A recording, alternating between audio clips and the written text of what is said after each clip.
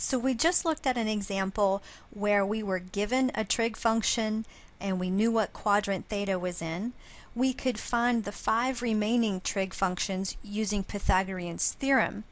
You'll see that in trigonometry, since we're talking about triangles a lot, Pythagorean's theorem is an extremely important concept, and therefore we have some identities that relate to this theorem. Here I've written out for you Pythagorean's theorem, which says in terms of our trig functions, we're talking x squared plus y squared is equal to r squared. Well, let's just say that I wanted to divide everything in here by r squared. If I divided the first term by, or this side by r squared, each of these by r squared, what would I end up with? Here, I would end up with x over r. I could rewrite that as x over r squared, right? Because an x squared has to be in the numerator, r squared has to be in the denominator, and I can just rewrite it to look like this. I can do the same thing with the second term as y over r squared equal to r squared divided by r squared is just 1. Well, go back and think, what is, when we talk about trig, what is x over r? X over r is cosine of theta. So we would have the cosine of theta squared, and we write that with our squared number next to the word cosine. Even though we say cosine squared theta, that's technically what we're talking about. We know y over r is sine squared theta, and we can say that's equal to 1. This cosine squared theta plus sine squared theta is equal to 1 is our first Pythagorean identity. There are a total of 3 identities, each of them relating these terms together. So you need to make sure that you memorize these Pythagorean identities. Sine squared theta plus cosine squared theta is equal to 1. Tan squared theta plus 1 equals secant squared theta. And 1 plus cotangent squared theta is cosecant squared theta.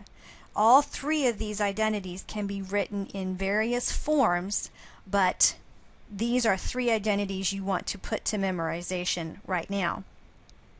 The other set of identities that we want to talk about are called the quotient identities. So the quotient identities look like this. If I have tangent theta is sine over cosine, and therefore cotangent of theta, since tangent and cotangent are reciprocals of each other, it follows that this guy is the reciprocal of the first. So sine over cosine is tangent, cosine over sine is cotangent. So now you have a total up to this point of 3 sets of identities that you need to be memorizing. The first are the reciprocal identities. The second are the Pythagorean identities, which will be very important for us. And the third are going to be the quotient identities. Let's look at an example where we are going to use either the identities or the trig function, definition of trig functions, to find my missing value. So here I have an example where I want to find both sine and tangent if I'm given cosine, and I know that the theta is falling in quadrant 2. So I know now what x and r are, and I know what the sign of my 6 functions are going to be just based on where I know theta lies. So this first option we're going to use is going to say, well, I want to find sine and tangent using the trig definition of trig functions. That's going to be the first way I find it. Definition of trig functions. And that's where I'm going to use Pythagorean's theorem. So if I know that the cosine of theta is negative square root of 3 over 4, and I know theta is in quadrant 2, then I know that x is going to be negative square roots of 3, r is going to be positive 4, because remember, r is only positive, and I'm going to use Pythagorean's theorem to find out what y is. So Pythagorean's theorem says x squared plus y squared is equal to r squared. Since I'm solving for y, or since I'm looking for y, that's what I'm going to solve Pythagorean's theorem for. So if I did that, I could say y is therefore equal to the square root of r squared minus x squared. So let's replace r and x with what we know them to be. Y is equal to the square root of 4 squared minus the square root of 3 squared. 4 squared is 16 minus the square root of 3 squared is just 3. So 16 minus 3 is going to be the square root of 13. Now I know what x, r, and y are, and I can therefore find the sine of theta is going to be y over r. So y is the square root of 13 over 4. And remember, I'm in quadrant 2, so sine is going to be positive. Tangent of theta is supposed to be y over x. Y is again the square root of 13 over negative square root of 3. And that's true because I know that if I'm in quadrant 2, tangent is negative. I can't have a radical in the denominator, so we're going to multiply both top and both top and bottom by that radical, which is the square root of 3, giving me 13 times 3, which is the square root of 39 over 3, and this was a negative value. So I know that the sine of theta is this, tangent of theta is therefore this. That's one way to do it. That's one option. In math, it's always a good idea to have two options in case maybe I don't remember the first one. So with this second option, we're going to use our identities. We're going to use our identities that we just talked about to be able to find what we're looking for. The most useful identity you'll probably find is going to be Pythagorean's identity. Now, the reason I want to start with that is because I know what cosine is. That was given to me, okay? And if I know what cosine is and I'm looking for sine, let me write down that identity for you right now. Sine squared theta plus cosine squared theta is equal to 1.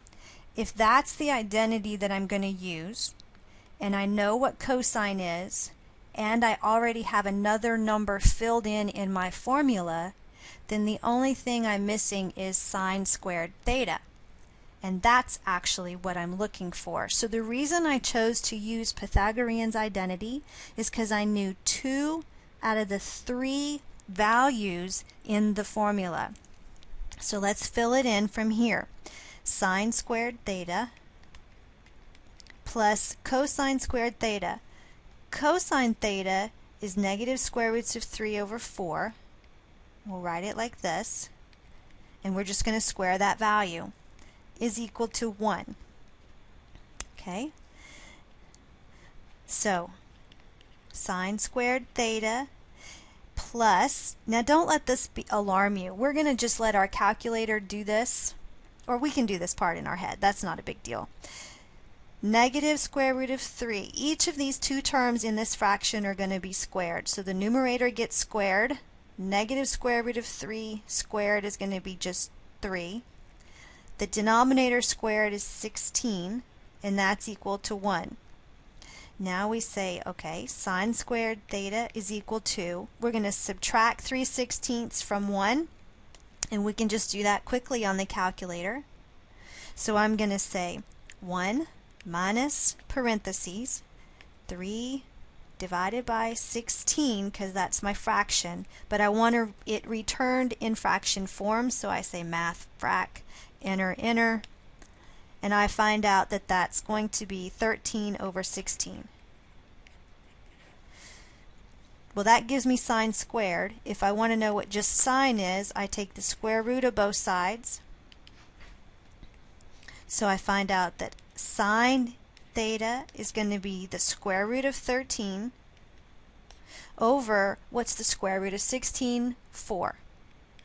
So sine theta is going to be the square root of 13 over 4, and if you look over here, let me get it to you, that's the same value we found just a minute ago.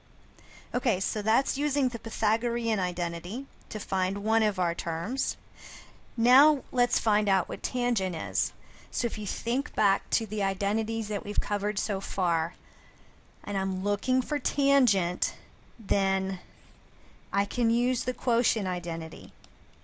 The tangent of theta relates sine and cosine in this way. So if I already know what sine is because I just solved for it, and I'm given what cosine is, then I can take that fraction to find out what tangent is. So the sine of theta is the square root of 13 over 4. The cosine of theta was negative square root of 3 over 4. Now this is a complex fraction. You can look at it in a couple of ways, but the easiest way to determine this is just like this.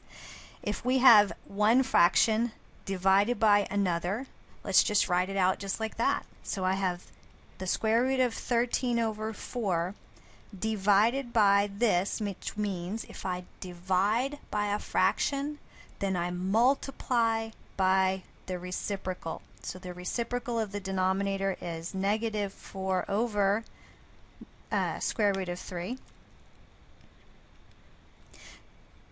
Okay, so if I divide two fractions, I multiply by the reciprocal.